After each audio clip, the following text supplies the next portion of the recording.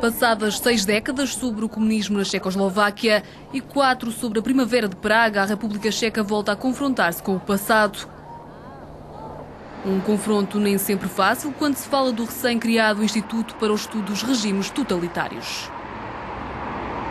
O espaço permite aceder a fichários secretos da polícia, mas os comunistas alegam que o acesso ao conselho do Instituto está a ser vedado aos membros do partido.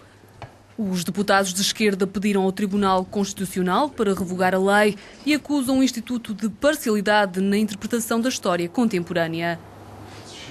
A Euronews convidou o diretor do Instituto e um responsável do Partido Comunista para saber se a direita está ou não a influenciar a leitura dos acontecimentos. O Partido Comunista Checo perdeu um terço dos seus membros na luta contra o fascismo, que era a mais cruel forma de totalitarismo. Como é que justifica agora que não seja permitida a participação dos comunistas?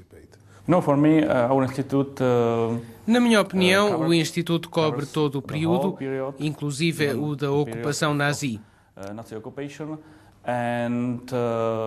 Estamos a falar entre 1948 e 86 da mesma força partidária regida por um sistema idêntico. Mesmo durante a Primavera de Praga, o partido tinha um comitê central que tentava controlar a sociedade.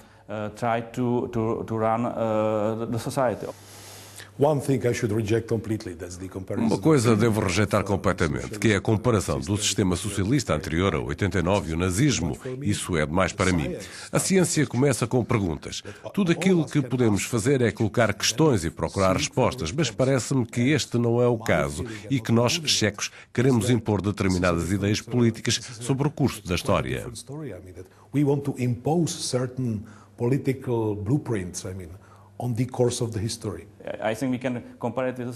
Penso que podemos compará-la com a situação na Alemanha depois de 1945. Foi necessária uma geração para debater, para iniciar uma profunda discussão sobre aquilo que podemos fazer com o nosso passado e com as nossas mentes, para debater factos e não propaganda. Será que podemos colocar questões que deveriam ser esclarecidas neste tipo de investigação? Como, por exemplo, quais as origens da Guerra Fria? Ou por que começou? Talvez ficasse surpreendido, posso dar-lhe a resposta para o início da Guerra Fria, em 1917, com a Revolução Russa, quer dizer, com a Revolução Bolchevique.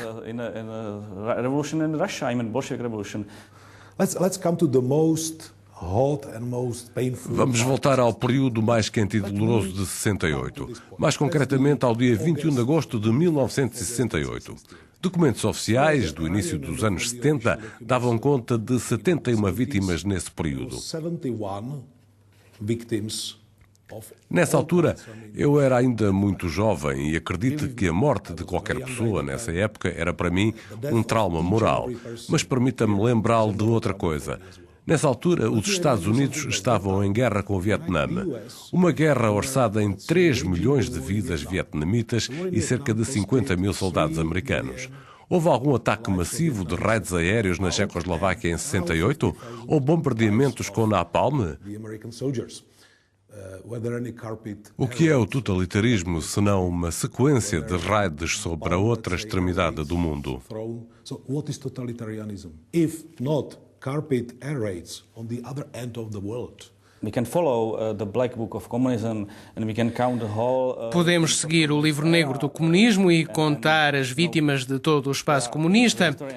Como sabe, os historiadores falam de 10 milhões ou mais de vítimas desde 1917. Even more millions of victims since 1917. Their key problem. O principal problema na Polónia, na Alemanha Oriental, Roménia, Bulgária e assim por diante são as dificuldades que enfrentam nos dias de hoje. E eles sabem cada vez mais que uma interpretação arbitrária do passado é um instrumento para os silenciar, para ignorar os problemas dos dias de hoje, privando pessoas de cuidados de saúde gratuitos, privando-os de um sistema de reformas garantida e de muitas outras coisas.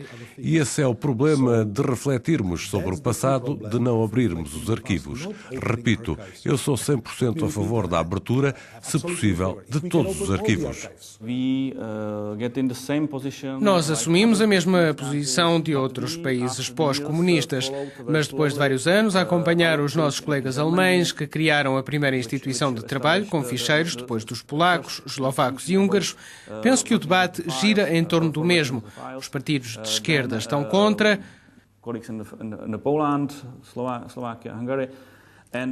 Umas vezes mais que outras, enquanto os de direita defendem a abertura ao passado e à discussão.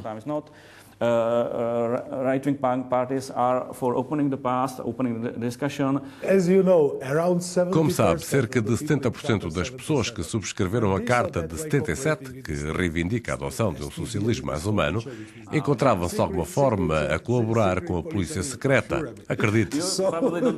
Não sou um homem de conspirações e, como tal, não acredito nisso. Nesse caso, porque não podemos aceder aos fecheiros de algumas personalidades da Revolução de Novembro? Posso dar-lhe a chave e, se quiser, pode seguir-me até aos arquivos onde pode encontrar tudo o que procura. Não há segredos. O que aconteceu com os ficheiros secretos? Fazem parte do nosso arquivo. Posso dar-lhe o índice desses ficheiros. São públicos. Tenho a certeza que aqueles que estavam felizes com a Primavera de Praga em 68 não ficariam contentes por ver o que está a acontecer neste país. Ficariam tristes e frustrados porque as metas promovidas nesses tempos eram completamente diferentes das atuais.